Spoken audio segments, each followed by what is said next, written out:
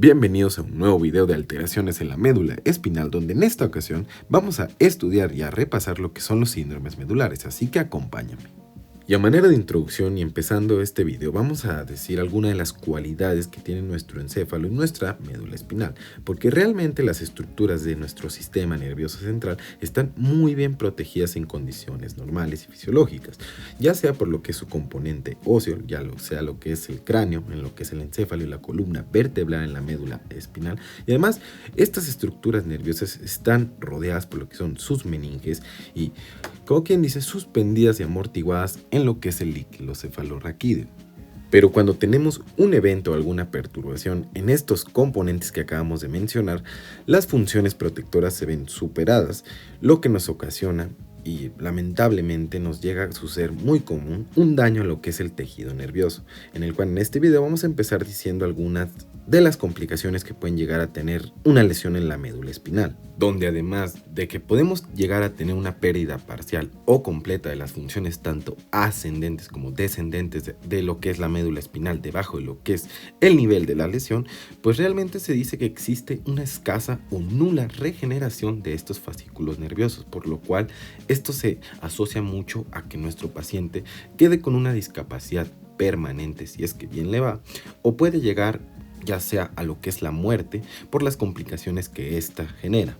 Y en esta ocasión les voy a mostrar un caso clínico que me tocó ver, atender y aprender de él cómo se maneja, de un paciente masculino de 44 años de edad que sufre un traumatismo directo en lo que es su cuello al ir conduciendo en una moto y estamparse con lo que es la pared, donde en esta vista lateral de la tomografía computarizada podemos ver una fractura luxación de lo que es la vértebra número 6 cervical C6 que se extiende hasta T2, hasta las vértebras torácicas.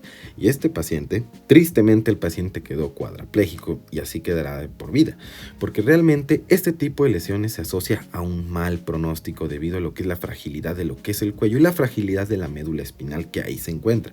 Y este tratamiento, pues realmente en medidas generales y por ejemplo en este caso clínico, se limita a lo que es la corrección anatómica de lo que es la columna vertebral y también lo que es su alineación y también, si se puede, descomprimir lo que es la médula espinal. Y bueno, aquí el manejo que se llevó en este paciente pues realmente se limitó a lo mismo que acabamos de decir, una corporectomía cervical anterior con una colocación de prótesis y placa cervical.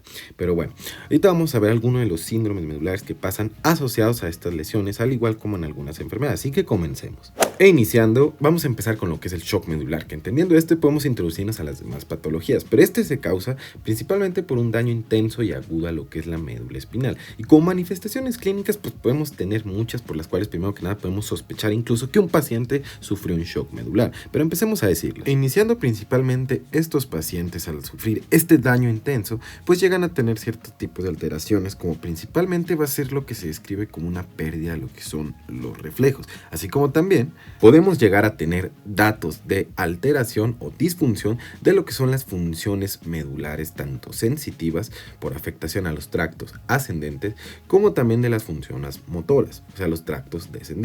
Y aquí podemos llegar a también tener datos que nos indiquen un daño o perturbación a la motoneurona inferior, como puede ser una parálisis flácida, como también datos de interrupción o como quien dice daño a lo que es nuestra motoneurona superior con una parálisis espástica. Pero bueno, como complicaciones podemos llegar a también tener un shock medular lo que es una hipotensión grave. ¿Por qué? Por alteración a lo que es el plexo simpático. Pero bueno, llegamos a la parte donde nos preguntamos cómo nosotros podemos diagnosticarlo y puede ser de distintas formas.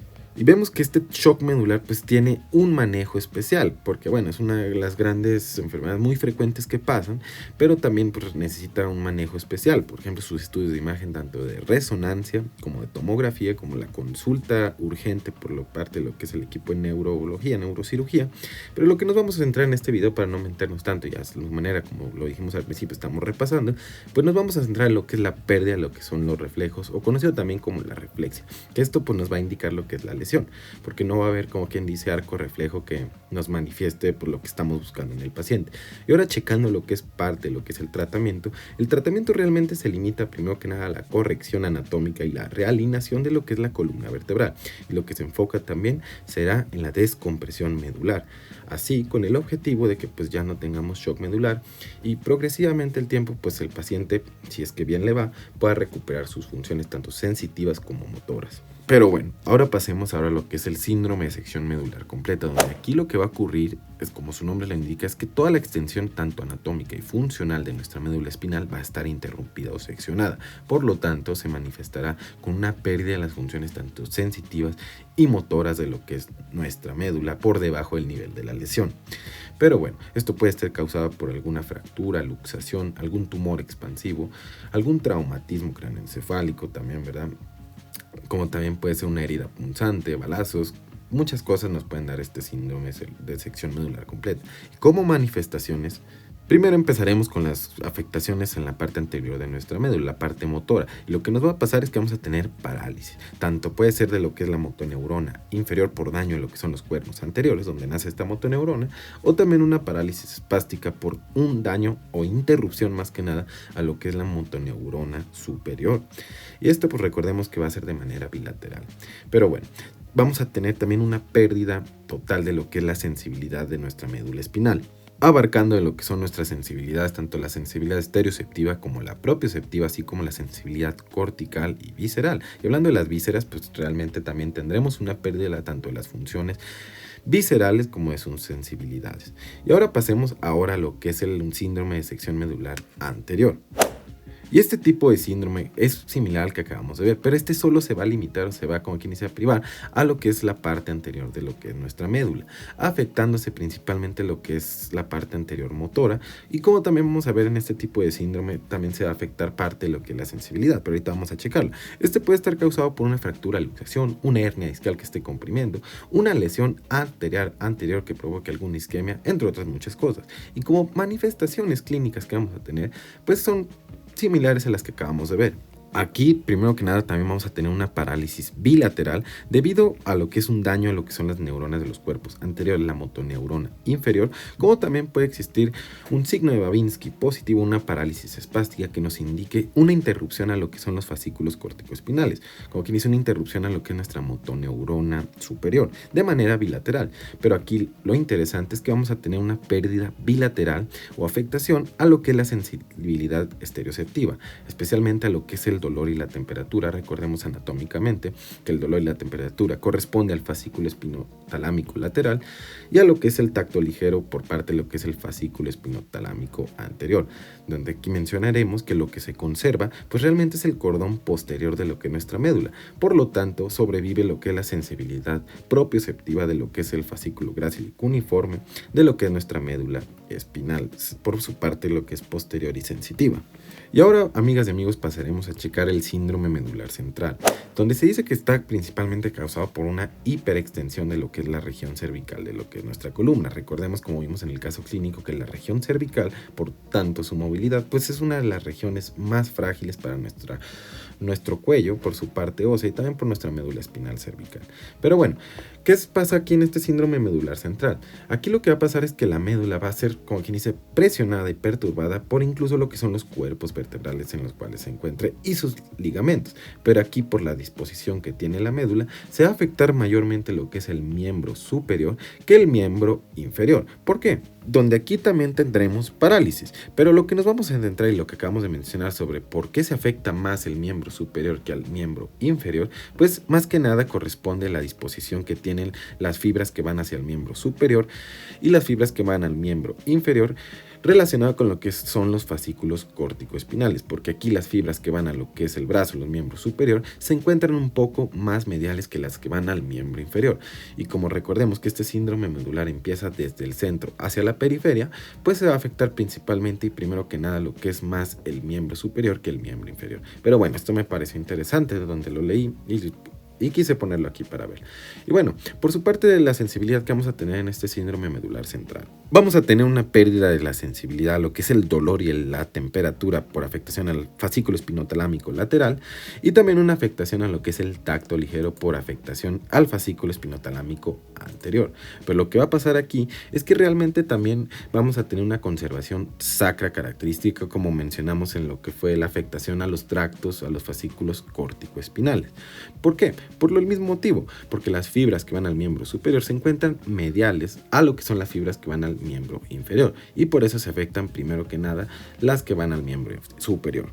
Y bueno, para culminar este tipo de síndrome, ahora pasaremos al síndrome de hemisección medular, o también conocido como síndrome de Brown-Séquard. Pero antes de hablarte de este síndrome, te voy a hablar un poco de este señor llamado Charles Brown-Séquard. Este señor fue un fisiólogo muy importante para lo que es la neurología, porque bueno, más bien dicho, además de observar lo que era la hemisección medular, pues fue realmente el que la provocaba en estos animales en sus experimentos.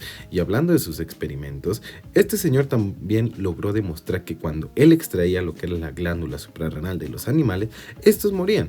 Y fue de los primeros en decir que existía que algo viajaba en la sangre que era de vital importancia para lo que eran estos animales y sus órganos, introduciendo así lo que es el estudio de las hormonas y en sí lo que es la endocrinología. Y un dato plus de este señor es que se dice que este señor también se inyectaba extractos testiculares de los animales que tenía para experimentar, y decía que cuando se los ponía, o se los inyectaba más bien dicho, decía que aumentaba su vigor. ¿Cómo ven este señor? Interesante lo que hizo con lo que es las hormonas, pero ahora es hora de pasar a lo que es el síndrome de hemisección medular. Este puede estar causado por lo que es una fractura, luxación, una herida punzante o, por ejemplo, muy común también aquí en mi estado y en México donde yo vivo, un proyectil de arma de fuego que logre, como quien dice, atravesar a la mitad lo que es la médula, o también un tumor expansivo. Pero como manifestaciones, ¿qué es lo que vamos a tener en este síndrome? Por el mismo lado donde vamos a tener la hemisección, por su parte motora, vamos a tener dos tipos de parálisis. Parálisis por afección a lo que es la motoneurona inferior y parálisis espástica por también interrupción a lo que es la motoneurona superior de ese mismo lado. Aquí te doy una disculpa, puse que es bilateral, pero es del mismo lado. ¿Y esto a qué se debe? Bueno, sabemos que cuando se afecta a la motoneurona inferior es por una afección al cordón gris anterior, el cordón gris que va a ser motor. Y cuando tenemos una afección a la motoneurona superior es por una interrupción a lo que son los fascículos córtico-espinales. Por lo tanto, tendremos un Babinski positivo, así como también la pérdida de varios reflejos como el cutáneo abdominal y el cremastérico. Pero bueno, por su parte sensitiva que vamos a tener. Y en estas alteraciones sensitivas es muy importante ubicarnos tanto a nivel medular como a nivel de lo que es el cuerpo. Por lo tanto, a continuación vamos a ver una ilustración que nos va a ayudar a entender las alteraciones sensitivas. Y primero que nada, ¿qué vamos a tener? Vamos a tener una banda ipsilolateral de anestesia cutánea en el segmento donde ocurre lo que es la lesión de la hemisección medular. Y también, mostrado de aquí de color rojo, vamos a explicar lo que es la pérdida ipsilateral de lo que es la sensibilidad propioceptiva y vibratoria por afectación a lo que es el cordón blanco posterior. Mientras que por el otro lado, en color azul, vamos a tener una pérdida de lo que es la sensibilidad al dolor y a la temperatura por una afectación al fascículo espinotalámico lateral y una pérdida de la sensibilidad incompleta de lo que es el tacto ligero por afectación al fascículo espinotalámico anterior.